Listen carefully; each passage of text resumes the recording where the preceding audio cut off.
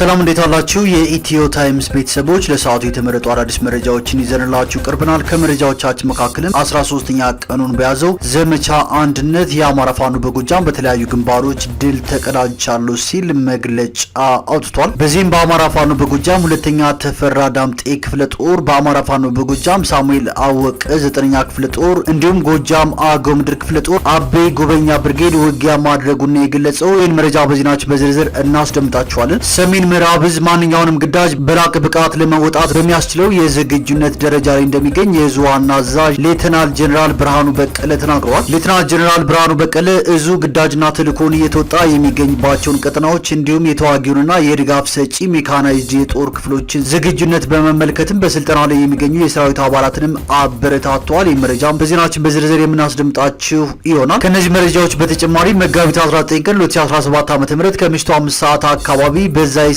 ወዘቃ ጻናኦ ቀበሌ በግለሰብ ቤት ላይ በተፈጸመ የቤት ማቃጠል ጥቃት ቤት ንብረት መውደሙና የሁለት ህጻናት ህይወት ማለፉን አስመልክቶ የኢትዮጵያ ዜጎች ለማህበራዊ ፍትህ ኢዜማ መግለጫ መስጠቱን፣ በዱባይ ወንጀል ሰርተው በኢትዮጵያ የተሸሸጉ ተጠርጣሪዎችን በቁጥጥር ስር በመዋል ምርመራ እየተከናወነ እንደሆነ የኢትዮጵያ ፌዴራል ፖሊስ ማስታወቁን፣ በማይናማር ርዕደ መሬት 1700 ሰዎች መሞታቸውን ተከትሎ የአንድ ሳምንት ብሔራዊ ሀዘን መታወጁንና በማይናማር የሚገኙ ኢትዮጵያውያንም ከመሬት መንቀጥቀጡ ተርፈናል፣ ነገር ግን ስጋት ላይ ነን ሲሉ መናገራቸውን፣ እንዲሁም ቢል ጌትስና የዓለም ጤና ድርጅት በአፍሪካ ሴቶችን በድብቅ መካን እንዳደረጉ የአሜሪካ ጤና ሚኒስትር ሮበርት ኤፍ ኬኔዲ መናገራቸውንና ሌሎችን በዝርዝር የምንመለከታቸው መረጃዎች አካተናል። ቻናላችንን ሰብስክራይብ በማድረግ የደውል ምልክቷን በመጫንና መረጃውም ለብዙዎች እንዲዳረስ ላይክ በማድረግ እስከ መጨረሻው አብራችሁን ቆዩ።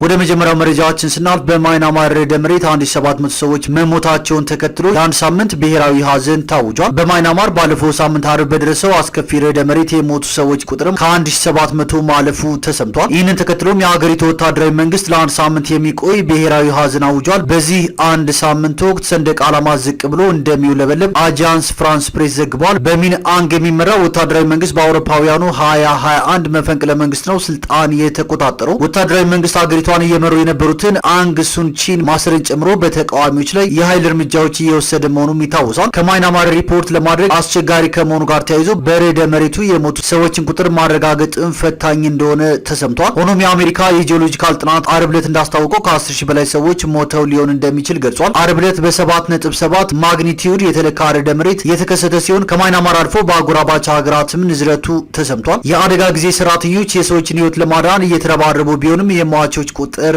እየጨመረ ነው። ከፍተኛ የመሳሪያ እጥረት፣ የተቆራረጠ የመገናኛ አውታሮችና የተበላሹ መንገዶችና ድልድዮች ፍለጋው ላይ እንቅፋት ፈጥረዋል። በማይናማር የሚገኙ ሆስፒታሎች በርዕደ መሬቱ በከፍተኛ ሁኔታ የተጎዱ ሲሆን በርካቶችም በተጎጂዎች መጨናነቃቸውን የዓለም ጤና ድርጅት ባልደረባ ማርጋሬት ሃሪስ ተናግረዋል። ቢያንስ 3 ሆስፒታሎች ሙሉ በሙሉ ከአገልግሎት ውጭ ሲሆኑ ሌሎቹ 22ቱ ደግሞ በከፊል በመጎዳታቸው አገልግሎት መስጠት ተስኗቸዋልም ብለዋል። የተጎዱትን ከማከም በተጨማሪም እንደ ኮሌራ ያሉ በሽታዎች እንዳይዛመቱ የረድኤት ሰራተኞች እየተረባረቡ መሆናቸውንም ተናግረዋል። የተባበሩት መንግስታት ድርጅት $8 ሚሊዮን አስቸኳይ እርዳታ እንዲቀርብ ጥሪውን አድርጓል። በጦርነት እየታመሰች ባለችው ማይናማር የከፋ ሰብአዊ ቀውስ ሊደርስ እንደሚችልም እያስጠነቀቁ ነው። በጎዳናዎች ላይ የአስከሬኖች ሽታ እየተዛመተ እንደሆነም ቢቢሲ ዘግቧል። የማይናማር ወታደራዊ መሪዎች ለ4 ዓመታት ሲዋጉት የነበረው ታጣቂ ላይ የአየር ድብደባቸውን ቀጥለዋል። በመቶዎች የሚቆጠሩ ሰዎችን ህይወት የቀጠፈው ርዕደ መሬት እንዳልገታቸውና ክስተቱንም ተከትሎ የአየር ድብደባዎች መፈጸማቸው ተነግሯል። በአጎራባች ታይላንድ 19 ሰዎች በርዕደ መሬቱ ህይወታቸው አልፏል። በዛሬው ዕለት በሺዎች የሚቆጠሩ ነዋሪዎች በርዕደ መሬቱ ምክንያት በባንኮክ ከተሰነጠቁ ህንጻዎች እንዲወጡ ተደርገዋል። በመዲናዋ በተደረመሰው ከፍ ያለ ህንጻ ፍርስራሽ ስር ተቀብረው ያሉ 75 የግንባታ ሰራተኞችን በህይወት የመታደግ ስራም ቀጥሏል። የከተማው አስተዳዳሪ እነዚህን ሰራተኞች አሁንም በህይወት ለማግኘት ተስፋ እንዳለ ገልጿል። በተያያዘም ማይናማር የሚገኙ ኢትዮጵያውያን ከመሬት መንቀጥቀጡ ተርፈናል፣ ነገር ግን ስጋት ላይ ነን ሲሉ ድምጻቸውን አሰምተዋል። ኢትዮጵያውያኑ በአገሪቱ ከተከሰተው የመሬት መንቀጥቀጥ አደጋ መትረፋቸውንም ገልጸዋል። ወደ ሀገራቸው ለመመለስ እየተጠባበቁ ያሉት እነዚህ ኢትዮጵያውያን አሁንም ወታደራዊ የጦር ሰፈር ውስጥ ተጠልለው ያሉ ሲሆን ወደ ማይናማር የሄዱት በተለያዩ አጭበርባሪዎች ተታለው እንደሆነ ከዚህ በፊት መዘገባችንም አይዘነጋም።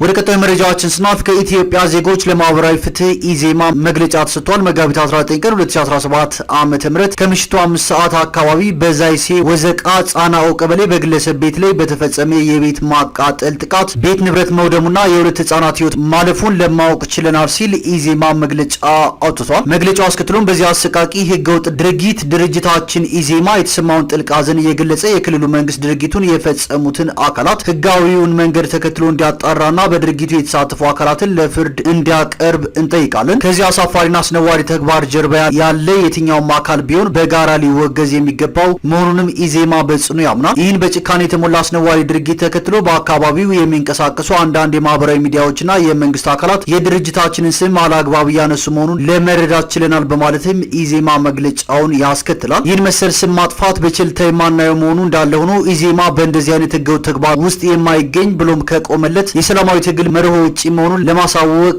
እንወዳለን። ሳናነሳ የማናልፈው ጉዳይ ቢኖር ወንጀል የፈጸሙ አካላትን ለፍርድ በማቅረብ ሂደት ውስጥ ከዚህ በፊት የተስተዋሉ አይነት የፖለቲካ ልዩነቶችን መሰረት ያደረጉ ንጹሐንን ከአጥፊዎች ያለየ የጅምላ እስርና ህገወጥ አፈና እንዳይኖር የህግ አስከባሪ አካላትም ህግና ህግን ብቻ መሰረት አድርገው እንዲሰሩ በአጽንኦት ለማሳሰብ እንወዳለን። ስለሆነም ይህን አሰቃቂ ወንጀል የፈጸሙ አካላት በአስቸኳይ ህግ ፊት እንዲቀርቡ፣ የጸጥታ አካላትም የደረሱበትን ግኝት ደረጃ በደረጃ ለህብረተሰቡ እንዲያሳውቁ እየጠየቅን ኢዜማም ጉዳዩን በልዩ ሁኔታ እንደሚከታተል ለማሳወቅ እንወዳለን። በተፈጸመው ህገወጥና በጭካኔ የተሞላ አስነዋሪ ተግባር ቤት ንብረታቸውንና ህጻናት ልጆቻቸውን ላጡ ቤተሰብ ወዳጅና ዘመድ መጽናናትን እንመኛለን በማለት የኢትዮጵያ ዜጎች ለማህበራዊ ፍትህ ኢዜማ መግለጫ አውጥቷል። ወደ ቀጣዩ መረጃችን ስናልፍ ቢል ጌትስና የዓለም ጤና ድርጅት በአፍሪካ ሴቶችን በድብቅ መካን እንዳደረጉ የአሜሪካ ጤና ሚኒስቴር ሮበርት ኤፍ ኬኔዲ ተናግረዋል። የአሜሪካ ጤና ሚኒስቴር ሮበርት ኤፍ ኬኔዲ ቀደም ሲል ያደረጉት ቃለ ምልልስ በማህበራዊ ትስስር ገጾች በሰፊው እየታየ ነው። ሴቶችን ለማምከን በቴታንስ ክትባቶች ውስጥ ጽንስ የሚያቋርጡ ሆርሞኖችን ለማካተት ለ20 ዓመታት ጥናት አጥንተዋል። ከዛም ሳይናገሩ ለ1 ሚሊዮን ሴቶች ሆርሞኖችን ያካተተ የቴታንስ ክትባት ሰጥተዋል ሲሉ ሚኒስትሩ ተናግረዋል። ቢል ጌትስ ፋውንዴሽን የዓለም ህዝብ ቁጥርን ለመቀነስ በክትባት መልክ እየሰራ ነው በሚል ክስ ሲቀርብበት እንደነበርም ይታወቃል። ወደ ቀጣዩ መረጃችን ስናልፍ ሰሜን ምዕራብ ዕዝ ማንኛውንም ግዳጅ በላቀ ብቃት ለመወጣት በሚያስችለው የዝግጁነት ደረጃ ላይ እንደሚገኝ የእዙ ዋና አዛዥ ሌተናል ጀነራል ብርሃኑ በቀለ ተናግረዋል። ሌተናል ጀነራል ብርሃኑ በቀለ እዙ ግዳጅና ተልዕኮውን እየተወጣ የሚገኝባቸውን ቀጠናዎች እንዲሁም የተዋጊውን የድጋፍ ሰጪ ሜካናይዝድ የጦር ክፍሎችን ዝግጁነት በመመልከት በስልጠና ላይ የሚገኙ የሰራዊት አባላትንም አበረታተዋል። የሀገር ሉዓላዊነት ለማስከበርና በኢትዮጵያ ላይ የሚቃጡ ማናቸውንም ጥቃቶች ለመመከት ሌት ተቀን በጽናት ዘብ ቆሞ የሚገኘው ሰራዊት አስተማማኝ የዝግጁነት ደረጃ ላይ እንደሚገኝም ነው ሌተናል ጀነራል ብርሃኑ በቀለ የተናገሩት። የሰራዊቱ ሁለንተናዊ ዝግጁነት በተሳሳተ ስሌት ኢትዮጵያን ለማተራመስ ለሚያስቡ ጸረ ሰላም ኃይሎች ምላሽ የሚሰጥ ነው ያሉት የሰሜን ምዕራብ ዕዝ አዛዥ ሌተናል ጀነራል ብርሃኑ በቀለ የኢትዮጵያን ሉዓላዊነት ለመዳፈር የሚያስብ ማንኛውም ኃይል በተደጋጋሚ ቆም ብሎ ሊያስብ ይገባዋልም ብለዋል። ሰራዊቱ የድንበር አካባቢ ሰላምን ነቅቶ በመጠባበቅ እንዲሁም ህገወጥ የሰዎች ዝውውርንና የኮንትሮባንድን እንቅስቃሴዎችን በመቆጣጠር የጽንፈኞችንና የተላላኪዎች ቻቸውን የጥገኝነት ተስፋ አምክኗልም ብለዋል። ሌተናል ጀነራል ብርሃኑ በቀለ ኢትዮጵያ በታሪክ የመጡባትን አደጋዎች ቀልብሳለች፣ አሁንም ለጠላቶቿ በሚገባ ትምህርት እንሰጣለን ያሉት አዛዡ ሌተናል ጀነራል ብርሃኑ በቀለ ድል ያለ መስዋዕትነት አይገኝም፣ አገርም ያለ መስዋዕትነት አልጸናችም፣ እኛም የኢትዮጵያን የነጻነት ታሪክ በመስዋዕትነት ጠብቀን ለመጪው ትውልድ እናስተላልፋለን ሲሉም ተናግረዋል። የሰራዊቱ አባላት በበኩላቸው እየተዋጋን እንሰለጥናለን፣ እየሰለጠንን እንዋጋለን፣ የዝግጁነት ደረጃችንን ከፍ በማድረግም ኢትዮጵያን እናስከብራለንም ብለዋል። ወደ ቀጣዩ መረጃችን ስናልፍ 13ኛ ቀኑን በያዘው ዘመቻ አንድነት የአማራ ፋኖ በጎጃም በተለያዩ ግንባሮች ድል መቀዳጀቱን የአማራ ፋኖ በጎጃም ገልጿል። በዚህም በአማራ ፋኖ በጎጃም ሁለተኛ ተፈራ ዳምጤ ክፍለ ጦር ዮሐንስ አለማየሁ ብርጌድ ሰርጎ ገብ ቦምበኛ በማስገባት ጎንጂ ከተማ ላይ መሽጎ ከነበረው የአገዛዙ ኃይል መካከል 6 እንደተገደለና 8ቱን ቁስለኛ በማድረግ የተሳካ ኦፕሬሽን ሰርተናል በማለት የአማራ ፋኖ በጎጃም ገልጿል። በአማራ ፋኖ በጎጃም ሳሙኤል አወቀ 9ኛ ክፍለ ጦር አረንዛው ጎንቻ ብርጌድ ባደረገው ማጥቃትም ሰብአዊና ቁሳዊ ኪሳራ ማድረሱን ገልጿል። በዚህም 17 የአገዛዙ ኃይል ሲደመሰስ 9ኙን ደግሞ ቁስለኛ በማድረግ የ71ኛ ክፍለ ጦር አመራሮችና አባላት የማጥቃት ስራ እንደተሰራ ተገልጿል። 3ኛ ጎጃም አገው ምድር ክፍለ ጦር አቤ ጉበኛ ብርጌድ ድሩቤቴ ከተማ ላይ ባደረገው ድንገተኛ ማጥቃት ስብሰባ ሊሰበሰቡ የነበሩ የአገዛዙ ኃይል በዘሪሁን 13 የተበተነ ሲሆን ከነበሩት አመራሮች መካከልም ሁለቱ አጃቢዎች ቁስለኛ መሆናቸውን የአማራ ፋኖ በጎጃም ገልጿል። ወደ ቀጣይ መረጃዎችን ስናልፍ ባህር ዳር ዩኒቨርሲቲ በግዕዝ ጥናት መስክ በዶክትሬት ዲግሪ ፕሮግራም ሰልጣኞችን መቀበል ሊጀምር እንደሆነ ተሰምቷል። ዩኒቨርሲቲው ሰልጣኞችን ተቀብሎ ለማስተማር የሚያስችለውን ስርዓተ ትምህርት እንዳዘጋጅም አሳውቋል። ዩኒቨርሲቲው የፍላጎት ዳሰሳ ጥናት በማድረግና ስርዓተ ትምህርት በመቅረጽ ዝግጅት ሲያደርግ መቆየቱን ትምህርቱን ለመጀመር በተዘጋጀ የምክክር አውደ ጥናት ላይ ተገልጿል። የግዕዝ ቋንቋ ትምህርት በሰርቲፊኬትና በመጀመሪያ ዲግሪ ፕሮግራም ከሚሰጡ ዩኒቨርሲቲዎች መካከልም ደብረ ማርቆስ ዩኒቨርሲቲ፣ ባህር ዳር ዩኒቨርሲቲ፣ ወሎ ዩኒቨርሲቲ፣ ጎንደር ዩኒቨርሲቲ እና ደባርቅ ዩኒቨርሲቲ ይገኙበታል።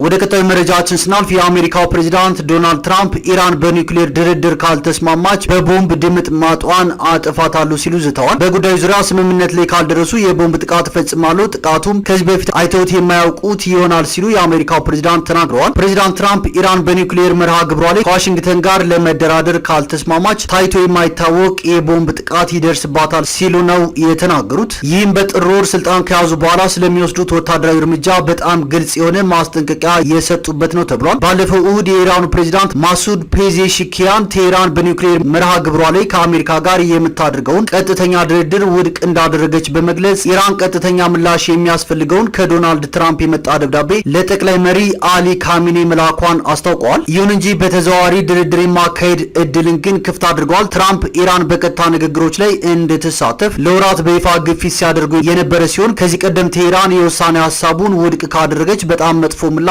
እንደሚከተላትም ፍንጭ ሰጥተው ነበር። በመጀመሪያ የስልጣን ዘመናቸው የዓለም ሀያላንና ኢራን የጋራ አጠቃላይ የድርጊት መርሃ ግብር በመባል ከሚታወቀው የኒውክሌር ስምምነት ራሳቸውን በማግለል በቴህራን ላይ ከፍተኛ ማዕቀብ መጣላቸው ይታወሳል ሲልም አናዶሉ ዘግቧል። ወደ ቀጣዩ መረጃዎችን ስናልፍ በዱባይ ወንጀል ሰርተው በኢትዮጵያ የተሸሸጉ ተጠርጣሪዎችን በቁጥጥር ስር በመዋል ምርመራ እየተከናወነ ነው ሲል የኢትዮጵያ ፌዴራል ፖሊስ ገልጿል። የኢትዮጵያ ፌዴራል ፖሊስ ኮሚሽነር ጀነራል ደመላሽ ገብረ ሚካኤል ከተባበሩት አረብ ኤሚሬቶች የዱባይ ፖሊስ የምርመራ ቡድን ኃላፊ ሌተናል ኮሎኔል አብደላ መሐመድ ከተመራው የምርመራ ቡድን ጋር በወንጀል ምርመራ ዙሪያ ተወያይተዋል። ኮሚሽነሩ ከወንጀል ምርመራ ቡድኑ ጋር ባደረጉት ውይይት በዱባይ ወንጀል ሰርተው በኢትዮጵያ የተሸሸጉ ተጠርጣሪዎችን በቁጥጥር ስር በመዋል ምርመራ እየተከናወነ መሆኑን አንስተዋል። በቀጣይ በሁለቱም ሀገራት ተፈላጊ የሆኑ ተጠርጣሪዎችን አሳልፎ በመስጠት በሕግ ተጠያቂ ለማድረግ በጋራ የወንጀል ምርመራ ቡድን በማቋቋምና የልምድ ልውውጥ በማድረግ እንደሚሰራም ሁለቱ አካላት ተስማምተዋል። ሌተናል ኮሎኔል አብደላ መሐመድ በበኩላቸው ለተደረገላቸው ትብብር አመስግነው በቀጣይ ለሚከናወኑ የጋራ የወንጀል ምርመራ ስራዎች ወደ ዱባይ የሚሄዱትን የኢትዮጵያ ፌዴራል ፖሊስ የወንጀል ምርመራ ኃላፊዎች ለመቀበል ዝግጁነታቸውን እንደገለጹ የኢትዮጵያ ፌዴራል ፖሊስ መረጃ ያመለክታል።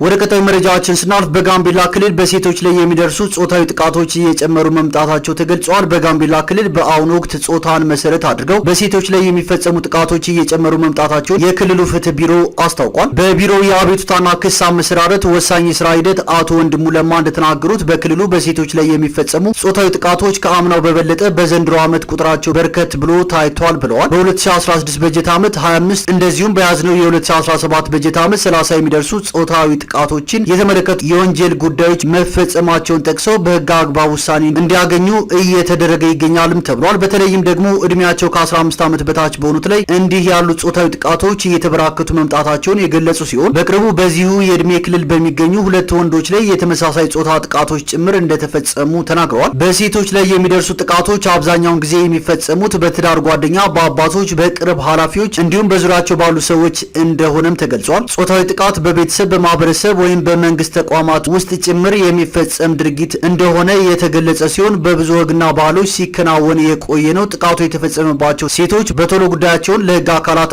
አለማቅረባቸው ሁኔታውን እንዲባባስም አድርጎታል። በመሆኑም ይህንን ለማስቆም የህግ አካላት በተገቢ ሁኔታ ሊሰሩ እንደሚገባም ተጠቁሟል። የክልሉ ፍትህ ቢሮ ከዩኒሴፍ ጋር በመተባበር ጾታዊ ጥቃትን በተሻሻለው የቤተሰብ ሰራተኛና አሰሪ በህፃናትና ጥበቃ ዙሪያ የህግ አፈጻጸም በተመለከተ ከክልል ከዞንና ከወረዳ ለተውጣጡ የፍትህ አካላት የግንዛቤ ማስጨበጫ መድረክ ማካሄዱም ተገልጿል። የመድረኩ ዋነኛ ዓላማ ጾታዊ ጥቃትን ለማስቆም የወጡትን ብሔራዊና ዓለም አቀፍ ህጎችን አፈጻጸም በመገምገም በክልሉ ተጨባጭ ለውጥ ማምጣት እንደሆነም ተነግሯል።